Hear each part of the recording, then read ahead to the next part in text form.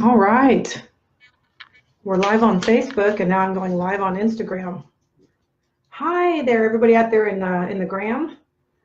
Hello, everybody on Facebook. Let me turn this around here. Flip that.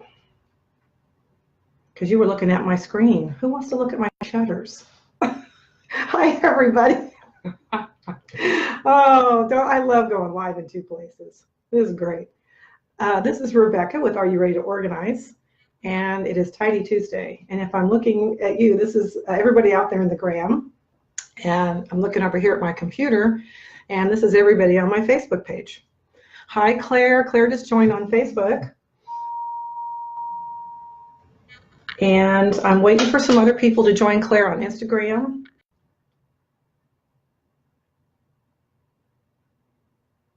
There's a little bit of a glitch. Okay. I think it still says we're live. It says we were paused, but we're still live. So hi, everybody out there in Instagram land and Facebook land. This is Tidy Tuesday, and I'm Rebecca. Hi, Melanie. Good to see you. I am going to talk about one of my favorite subjects. But first, if you popped on, please say hello and where you're from, how things are going today. Right now, I'm in Kansas, and it's very gloomy outside. And the lighting here is pretty good. On my camera is a little bit dark. But anyway, I am here to talk about decluttering our sentimental items. And actually, I don't even know if it's just sentimental stuff. It's actually just decluttering, period. How to get rid of things with confidence. I call it clear the clutter with confidence. Some people call it the what if game. As they're going through their family items, or they're going through decluttering, they do the what if game. But what if I'm going to wear this later, especially their closet? That's typical with clothes. What am I going to do? What if I'm going to wear this nice dress to a formal later? I can't get rid of it. It doesn't fit. It hasn't fit in years, but what if? Or there's that teacup set from Great Grandma Smith, and if you get rid of it, well, what if my daughters want it? We're going to talk about that in a minute too, because your kids probably don't want most of your stuff that you're saving. So we're going to talk a little bit about that, which I think is going to help people flip the whole mindset of, hi, Amy. Amy joined on Facebook. It's going to help people flip that negative mindset, getting caught in the what if, or clinging to their clutter game. They cling to it for a couple of really obvious reasons, but it's a matter of really, really stopping and changing your mind about how you're making decisions. And we do this not just with our clutter. We do it with a lot of stuff. When we're trying to make decisions, sometimes we'll just waffle around and say, well, what if I make this person mad? Or what if this is the wrong decision and later on I regret it? And what if? That's a terrible place to be, the what if game. I'm going to try to tag some people on Instagram and see if I can get them to come. Oh, I don't need to send you one, Melanie. You're here on Facebook. I don't even need to be on both. I love doing lives on both. Have you guys ever tried doing lives on both Instagram and on Facebook? It's fun. It's really easy. All you have to do is, first of all, relax, because it can get a little bit wonky when you're trying to manage two at one time. But it really is, it's pretty chilled. People understand on lives. So anyway, I'm just here relaxing in Shawnee. The weather's kind of funky. I have my two puppies behind me, Sarah and Moby, and for once they're quiet. They're terriers. They're not making noise, but if they burst out and start barking, I'm really sorry, because I'm not going to lock them out of the room. They're here with me. So Amy says, oh man, that's me, the what if Kennedy. Amy Kennedy. Oh, no, you're fine. And anyway, Amy and Melanie are doing my reboot course, my reboot class this year, and they're decluttering one room a month. So I'm anxious to hear how that's going. I'm getting good feedback on it. Well, let's get back to the reason for this live. This is really the crux of folks' problems when they try to clear their clutter. They cling to things. They think, if they get rid of it, someday they're going to be punished, they're going to regret it or feel guilty. So it's that great game, which is not a good place to be. Or the other really interesting thing is people think they can save all their stuff for their kids. And that's a bad thing too. Because studies show, and kids have said, because I've talked to plenty of them, they don't want our stuff. They don't want all that stuff that we've saved in the attic, or all those dish rags from Great Grandma Smith that I talked about, the tea set, or those really, here's another quirk for me, saving every picture that was ever taken in your life. Now, I know some of you have boxes and boxes and boxes of pictures that you don't even know who those people are. You can't even tell who they are. Some of the pictures are so bad that they're not even, you can't even see hardly. I remember going through our pictures with my husband from the 70s. Oh, those pictures were so bad. Now, we saved a few that were really sentimental, but if you can't tell who that person is, you don't know who it is, and it's not a good shot, get rid of it. Get rid of those photos and put them in folders. Start putting together folders in just a little file box and start organizing them. So that's another peeve of folders. The other thing is people storing old furniture, stuff they were given by their parents, and then they think their kids, when they move out, are going to want to take it. And your kids don't want that stuff. You know, for me, but a little bit behind the scenes, but my mom died very young. She died in 1999. It was very sudden, and she had a big farm, and she had a lot of stuff. And hi, honey, there's my husband. He's giving me a little heart on Instagram. And I had to go, I was dating my husband at the time, Charlie, and we had to go from Kansas. I lived in Arizona. He flew me here and then took me down to help me declutter and get all that stuff ready to bring back to storage. And I was pretty good about clearing a lot of that stuff, but it was really, really hard. And I just recently went through, and I think I've only saved one box of her stuff. I had like 30, and I ended up whittling it down because nobody else is going to want that, and I only saved the really precious stuff. So again, sentimental items, the big thing is if you're going to save it, it really needs to be used.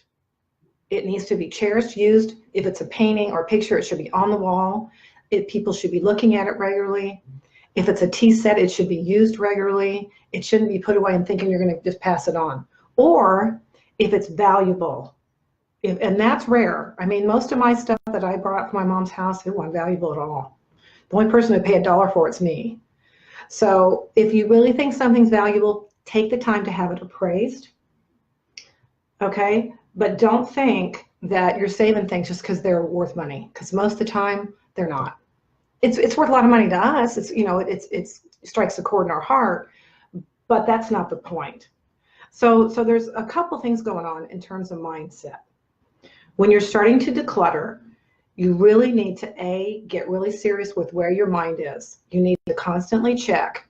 Are you clinging? Are you doing the cling it game? Are you just clinging to things because you think, hi, Catherine, hi there. If you're clinging to things just because you think they're valuable, get them appraised. If they're not, get rid of them. If you're clinging to them because you're playing the what if game, well, what if I want to use this in 10 years or 2 years from now, I might have a tea party, or with that tea set, or there's this gown that I never did fit into, but what if I fit into it in 5 years from now and I need to use it? I mean, I have to buy another one. Well, buy another one. So there's the what if, the clinging to it. Is it valuable? I know we all were raised to cling, Catherine, because it makes us feel whole. And honestly, it doesn't. It makes us feel heavy. It makes us feel dragged down and chained to things. So that's a really good point. Catherine says she was raised to cling to things. And we kind of are. We're sort of taught to kind of accumulate things because it makes us feel whole, but it really doesn't. It backfires on us.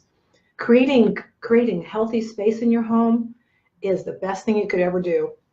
And I just wrote a post about that, where creating little spaces in your home are the favorite things you want to do, either reading, yoga, painting, art, meditating, all that stuff. It just takes a little bit of space.